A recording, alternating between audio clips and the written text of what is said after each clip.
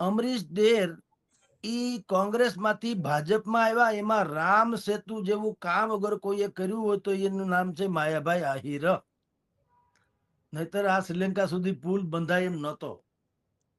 એમાં માયાભાઈ છે ને એ રામ સેતુનું કામ કર્યું. એટલે હવે માયાભાઈના પણ અનેક ઉપકાર કયો તો ઉપકાર ને ઋણાનુબંધ કયો તો ઋણાનુબંધ ભાજપ સાથે છે.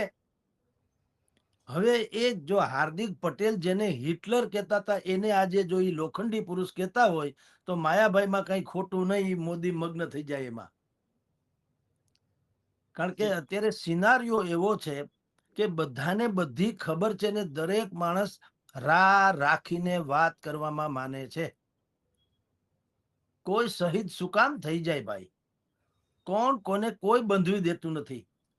હજારો લોકો નીકળી પડે છે સામાજિક ક્રાંતિ માટે, પછી જ્યારે એ પાછળ વળીને જુએ ત્યારે ખબર પડે છે કે હી ઇઝ એલોન, ઈ એકલવાયો છે, કોઈ ભોજિયોભાઈ પણ સાથે હોતો નથી.